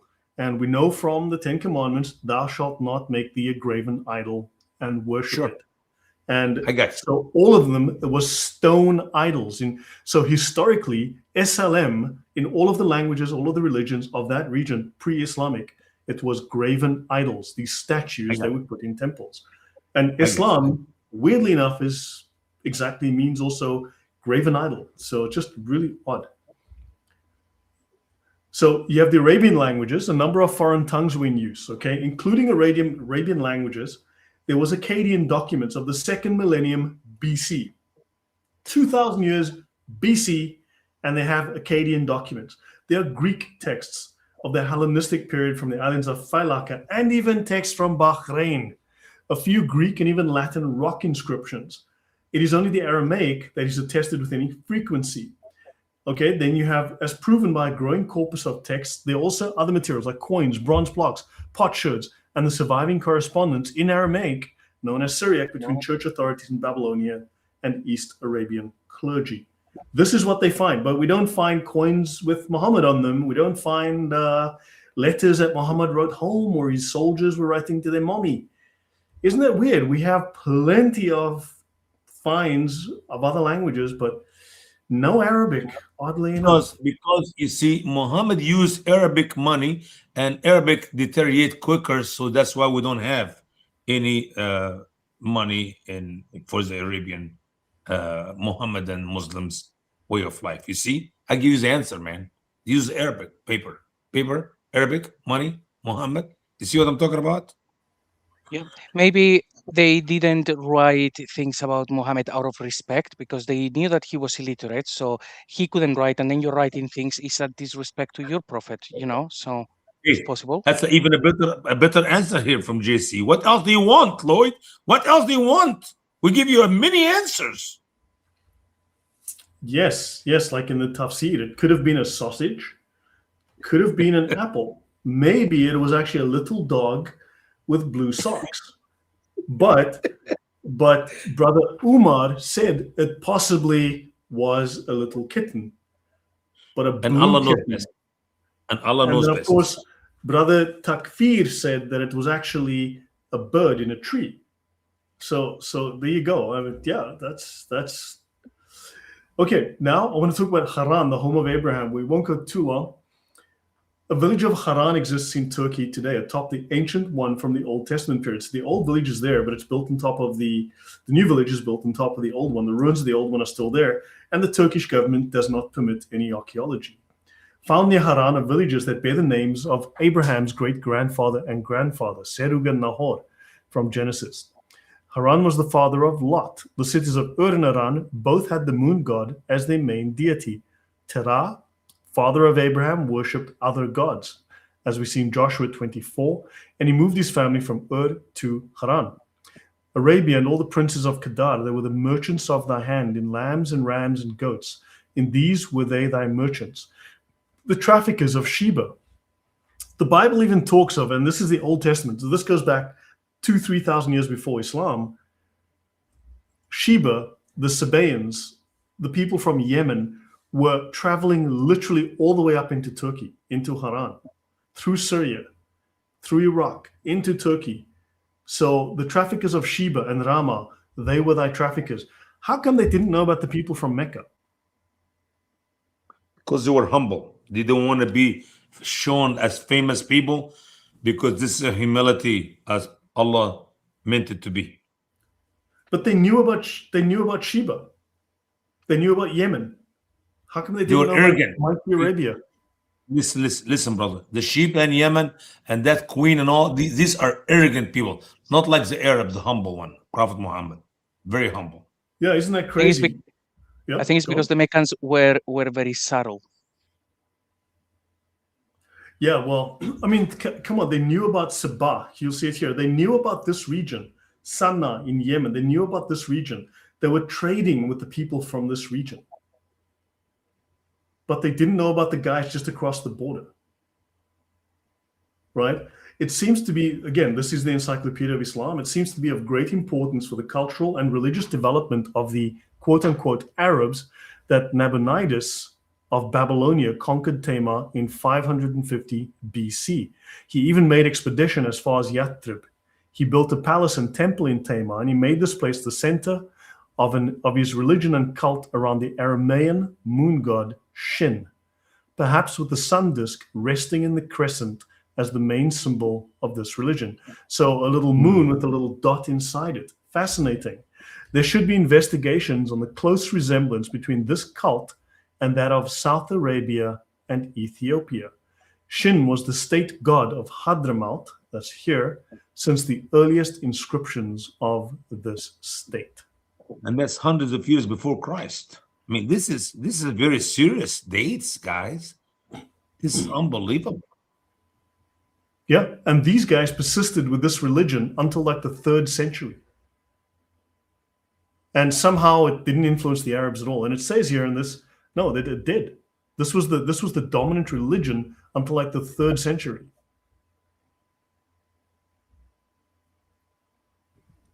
Islam seems to me like a sponge. It soaks up everything it comes into contact with. Yeah.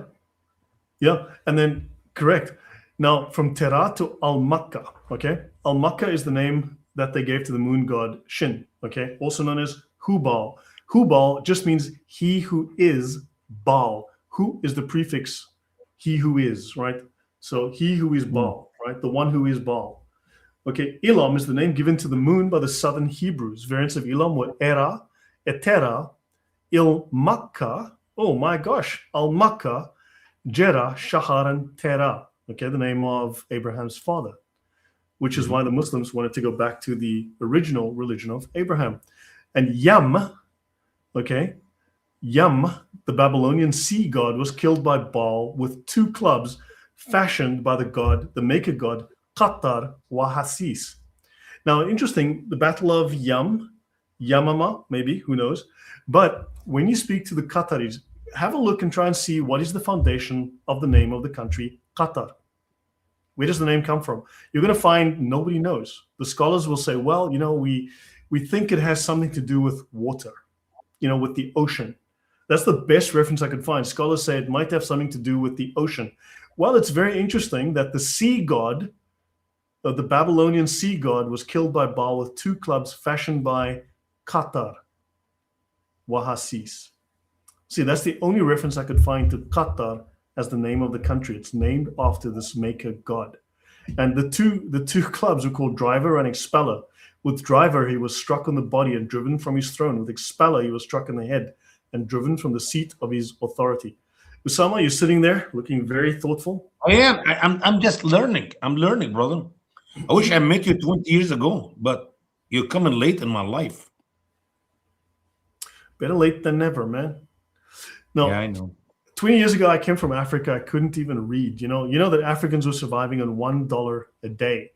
So, guys, if you want to support the channel, please send me $1 so that I can eat. Because, as you know, Africans survive Make a big with difference. Yeah. $1 a day. If you send me $2, I can even have dessert, maybe. Oh, my word. But you're no longer living in Africa, brother. That dollar will not buy you a cup of coffee. So be serious. Make it a 10, okay? Are you serious? Wow. So the Reader's Digest need to up their numbers. Oh my God. So remember when people were telling you in Europe about the starving people in Africa, That's true. They were talking about me. Okay. So do I. Yeah, so do I. So Terah means ibex. Now the name Terah, this is the name of Abraham's father, right? Which obviously Muslims call Azar for some reason. Terah means ibex, which in ancient times was a well-known moon symbol. Here's the ibex, the animal with the curved horns. Was a moon symbol on account of the ibex's curved horns. Okay, Egerton Sykes, well-known historian of the day, wrote that Terah was a theophoric name. In other words, the name of a god, of a deity. Terah is the ancient Semitic name for the moon, equated with Terah, the father of Abraham. And the moon was known as Etera and Jerah.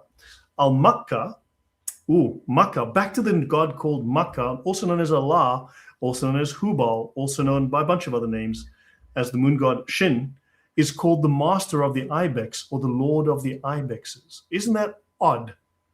Now, Muslims are going back to the original religion of Abraham because they say he never became the patriarch of the Jews.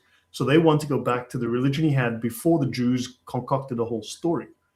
Abraham's younger brother was named after the city Haran. Haran was the ancient city of the moon. This was the official city of the moon god. So the name Haran seems to have been a theophoric name synonymous with the moon god Shin of Babylon. And the temple of Bilqis, the queen of Sheba, was a moon god temple, which in fact misled the Arabs to think that Solomon's god Yahweh must be a moon god. Yeah. I know biblically and the study of theology about Solomon, he made a mistake. He made a mistake because he married so many of these foreign women, and he sadly did not worship, by the way. We know it's theologically 100%. Solomon did not worship any of his gods, but he allowed these wives and these concubines of his to worship their gods, and he helped them to build temples for them in even in the land of Israel. And that's what the fall of Solomon is. So yes, we know for sure Solomon met with the Queen of Sheba, and I guarantee you there is some influence between the Queen of Sheba and Solomon. We do not know if she was married to him or whatever in a relationship, because you talk about hundreds, 300 wives and 700 concubines. Who knows what was her relationship with him? But I can see the connection between the moon god and Allah, the Elohim, the God of Solomon. You know what? I wish we can get more material to dig deeper. But think how Abraham is central to Islam. They claim Abraham, and they only started claiming him after the Jews rejected him. Then he said, no, Abraham is one of us. We're following his original religion. And we know from the Bible, he was worshiping pillars, right? Stone pillars. He was worshiping trees, upright symbols, right? Idols. And he left that, and he becomes the patriarch of the Jews. He follows Yahweh. So are you trying to tell me, Brother Lloyd, are you trying to tell me that the Muslims go back to the ancestry of Abraham and the worship of the gods where Abraham left in Babel? Is what they tell us, right? And now we're seeing that, hold on, all of this moon god stuff, all of this pagan stuff is literally where Abraham's family came from. And Islam said, we're going back to that. So Emmanuel, to put it up to Justin. Sorry? Go ahead, brother. Okay. Usama, finish your thought, and then I'll go to Emmanuel, and we go to JC. When Abraham left Haran, left first Ur al-Khaldain and went to Haran, and from Haran, after his father died at the age of 205, he continued on his trip with Lot and his wife and Lot's wife to the promised land. There is no, after that, Abraham had anything to do with the worship of these false gods, because now God chose Abraham, and Abraham knew the true Yahweh, the true God whom he served for the rest of his life. Yeah. I mean, but we've covered already. They said we follow the religion of Abraham. We went to look for the religion of Abraham. We found it. And you guys corrupted it, but we went back to the original. And wow, this Babylonian religion is exactly what the record shows us. Yeah.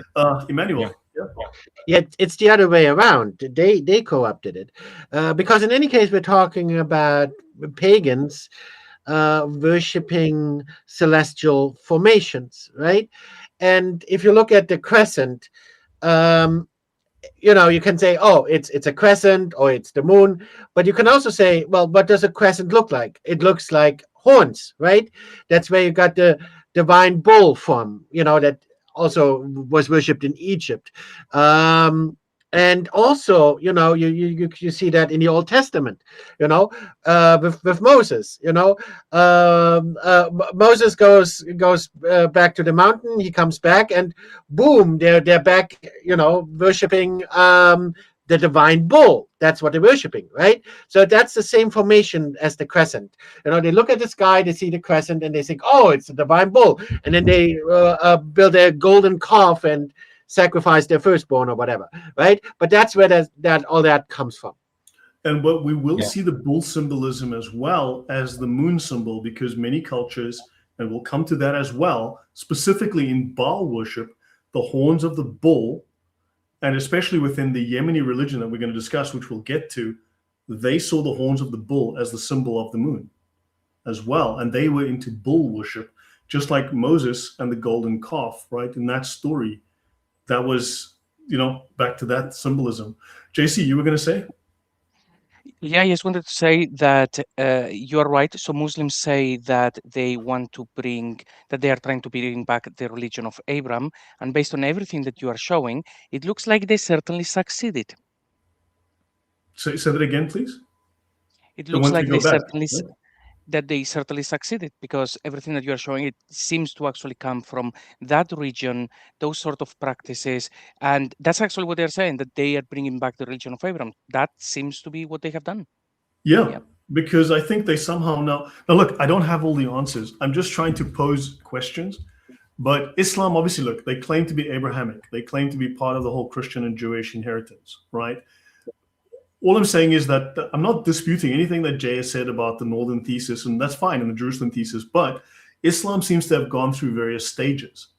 And they tried to obviously adopt a little bit of everything, but they clearly were trying to adopt this, and eventually they had to get rid of some of it. They had to get rid of it because it's embarrassing, and then eventually they became more Jewish and Christian, right?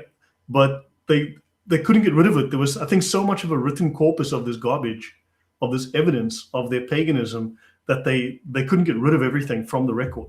So now you've got this soup made of literally everything going back 5,000-6,000 years. Usama, Yeah. You're nodding your head there? Islam has evolved so many times throughout, even from the Muslim narrative alone, in the 23 years of Muhammad. I can show you some of the stuff Muhammad said, and some of what the things we ended with is the opposite of what he started with.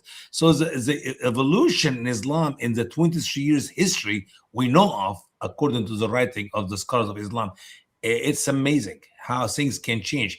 Now, if you want to talk about that cult move for hundreds of years, sure, you can have anything and everything you can imagine in it. Yes, indeed. Yeah. Now, I'm not saying Islam is exclusively this, but for instance, if you go to the 3rd, 4th century, right, with the rise of Hermetic/Gnostic Jewish apocalyptic beliefs, you'll find that those ideas also make their way into Islam, because all of these different periods, they try to capture something from all of these major ideas. They're just stealing from all of these major movements, all of these major gods, major systems, whatever it was influential. They were just grabbing something from every period, and you'll find it makes its way somehow into the Islamic record. Sure. Yeah. Yeah. So here's the book called by Tamara M. Green from Brill. Okay, Brill Publishers. They go back to the 1700s. Religions in the Greco-Roman World and the City of the Moon God: The Religious Traditions of Haran. Also very interesting. I'll quote that later, and I have, I think, quoted little bits and pieces from it. But this was the city of the moon god, and this was where Abraham came from. And then they speak here of, the Sabians of Haran. I'll finish with this. The Sabians of Haran in the Classical Tradition by David Pingree. This article addresses questions concerning the characteristics of the paganism of Haran and its eclectic sources. In other words, they were just grabbing stuff from everywhere. Okay? And its development by examining the relationships, real, possible, and fictitious, of various personalities within the city of Haran from Assyrian times till the Mongol attack in 1271. And the Sabians even used Neoplatonism. And yes, you'll find that in Islam for sure, guaranteed. So they came from blah, blah, blah. So they came from Simplicus to develop, explain, and justify their practice of astral magic and the interesting Greek astronomy and astrology and astral magic. Okay, the Greek philosophical and scientific material available to them was mingled with elements from ancient Mesopotamia, India, Iran, Judaism, and Egypt to form a mixed or syncretic system of belief that they could claim to be mankind's original and authentic religion. Has anyone heard that crap from Muslims before? No way. You invented up right now. This is what the Sabians of Haran used to claim. Remember, Muhammad was the Sabian, with the one with the new religion, and some of the very first Muslims, according to authentic narrations, when they converted to Islam, these people said, "We are now Sabians," and the Sabians were established in their main headquarters of Haran, and they said they were mankind's original and authentic religion, which is exactly a claim that Muslims make. Just so Yeah. Maybe a final thought for me, if you don't mind. If we examine the Genesis account, we'll find that Jacob was asked by his mother to go back to his uncle Laban. And that's where he met with Rachel, Leah, Bilhah, and Zilpah. the mothers of the 12 sons of Jacob, who are the 12th tribe. And in their way back, Rachel, Jacob's beloved wife, stole some of the gods of her father Laban, and she hid them. And if you think about it, this is not unusual, even though Abraham left these gods long time before that. And you got Isaac, and then you got Jacob. Now the children of Jacob were influenced by their mama, Rachel, and these gods, which she stole from the land of the mother homeland of Ur Chaldean, and they brought them back to Israel. I mean, I can see the gods travel from one spot of the world to another spot. And if it can move to the Holy Family, the early ancestors of the Jewish people, trust me, it can go anywhere else. Yep. So I'll finish this slide. This is the last section here on the left. Then I'll go to JC and we'll end off. So mankind's original religion. So this study treats the religious and intellectual history of the city of Haran, eastern Turkey, from biblical times down to the establishment of Islam. The author starts from the well-known reference in the Quran and the early Islamic histories, and to the people of Haran as Sabians, one of the peoples of the book. Because in the Quran, the Sabians are people of the book. They're considered on the same level as Christians. And we know these people are not remotely Christian. Not remotely. You can see. So the author unravels the strands of religious tradition in Haran that run from the old Semitic planetary cults, shout out to you, Emmanuel, through Hellenistic Hermeticism, Gnosticism, and Neo-Pythagoreanism, and Christian cults to esoteric Islamic sects such as the Sufis and Shiites. That's what that book was about. I think we kind of have, we might have stumbled onto something here. That's what I think. Yeah. But I think that ties it all together. Yes? Yes, please, Emmanuel. I just want to say, from their perspective, it makes sense to consider them to be on the same level as Christians, because to them, they are Christians. They're not, but we just saw that the Christianity of Islam is not actual Christianity. The Christian parts, the parts from the quote unquote Bible in the Quran are not from the mainstream Bible, but are from the infant, for example, the infancy gospel of John, right? The infancy gospel of Thomas, right? Right. So major parts are from the infancy gospel of Thomas, and so on, and from various Christian Gnostic sects. So Islam is Christian in the sense that it has a lot of influence from these Christian Gnostic sects. So then from that perspective, considering the Sabians to be on the same level as the Christians makes sense. They are on the same level as the Christian Gnostics. Yep. And Islam represents Gnostic Christianity, not Orthodox. JC, you have something here? I just wanted to say, oh, look, the moon religion. Sorry. I know it's childish. I just show us your moon. Oh, my God. You are humble, Light. You are unbelievable. Here we go. Listen to the word of Allah. This is religion on crack. You're bad. You're worse than JC. Listen to the word of Allah. Quran chapter 2 and verse 62. We read it before. Surely those who believed, these are the Muslims, and those who are Jews and the Nasara, he meant Christians, that's not real Christian, and the Sabians, whoever believed in Allah and in the last day and did good deed, so they will have their ajur, their wages with their Lord, and no fear on them, and they will not grieve. That is a powerful verse, as in the early days of Islam, as Islam, of course, as I said a minute ago, evolve, change. But here we go. The good Sabians and the good Christians of Muhammad and Nasara, and the good Jews and the good Muslims, they're all on the same page, man. They will make it to the paradise of Islam. Yeah. I'm just checking. I did catch all the super chats, right? There was one from my colleague in South Africa. Please reach out to me, drop me an email, and we'll chat. Osal praat, ne? Osal praat. So that was from Dude for Christ. Again, please do get in touch. Always good to speak to a fellow South African. That was the only one. So yeah, so guys, I think that last slide that I showed, that really seems to sum up, I know, all these little threads, all these ideas I was painting, all these things I was putting on the board. Hopefully that just that last reference there. I mean, there's still I've still got another 982 slides to go, granted, for the, but I think that last slide just suddenly tied together all of the threads. One from, so apparently I've had a super chat from Honey. It did not come up. I have not seen it. I'm looking for it now, but oh, Honey, thank you for sharing your knowledge. Oh wow, it's not showing up in the Streamlabs chat for some reason, but let me just grab it.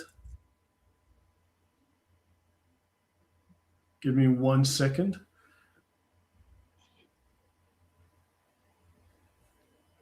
Usama, you were saying, sorry, please go on. What I'm saying is, you're my special friend, and I like you a lot. If you just keep to be humble like me, everything will be just great. Yeah, that's good to know. So, guys, I want to say to Honey T222, thank you for sharing your knowledge. Wow, no, thank you. I'm really grateful. It makes a difference. I really do appreciate it, and thank you very much. That's really kind and really generous, and I'm very grateful. JC, thank you for pointing it out. It somehow didn't pop up in the feed, so sometimes the interface does that. It makes little errors. But thank you very much. I do try and read all of the chats as we go through, but I obviously can't catch every single one. But thank you again, Honey T. You're very welcome. But hopefully for all of you, this made sense, especially that last bit on the book about Haran. It suddenly ties together all of these threads that I've been showing you throughout this series, at least throughout today's episode and all the prior ones. That ties it in and makes logical sense. The Muslims were trying to go back to that religion where Abraham came from, to his father's religion. And he rejected that and followed Yahweh. So, yeah, hopefully it makes sense to you guys in the panel as well. Hopefully it makes good sense to all of you. Absolutely. I enjoyed it today. I learned a few things, and we'll continue. Yeah, it's been a lot of fun, so. and it certainly it makes more, every day makes more sense, because there are lots of things that most of us, we didn't question, like we didn't think, oh, why do they use this thing, or why did they do that thing? But it's after you actually show, hey, they are doing this voodoo in this manner, or they're taking this in Sharia, because it's when we start to think, okay, yeah, they copied that. So it's a very good exercise to bring attention to things that they've taken from other places, instead of taking for granted that Muhammad just appeared and it came from his imagination. So well done. This has been a very enjoyable show. Yeah, I mean, they try to paint him as he just popped out of nowhere, but he didn't. He's standing on, I don't know, he grabbed stuff from everywhere.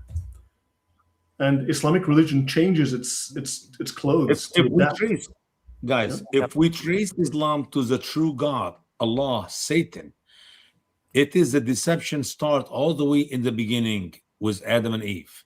And he is successful to lead millions, but we can say billions of human to eternity in hell in many ways and many different roads.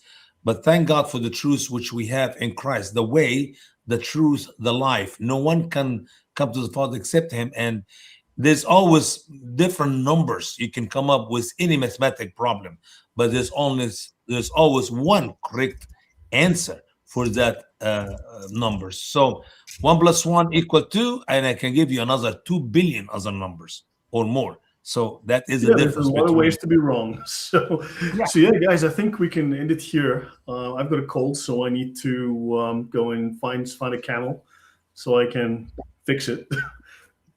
Fix it, please. Fix it. I don't know how many Polish camels there are, but I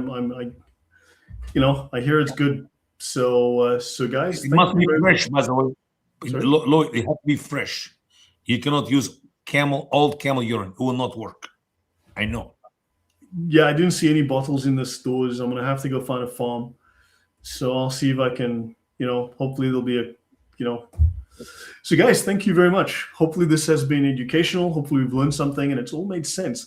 And I appreciate the wonderful panel. You guys are great, except for Usama. And Can't help it. So thank you to everyone. Really, I do He's appreciate it. sitting here and learning, so that's good. We can teach him. Yeah, so Prophet Muhammad was a sex maniac. Yeah, we know that. Yeah. Lloyd, you said that he actually he grabbed from all sort of things, and you're right. He was very grabby.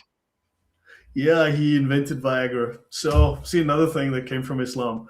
Praise be to Allah. So, guys, good night. God bless you. We'll see you soon. Okay. Cheers, everyone.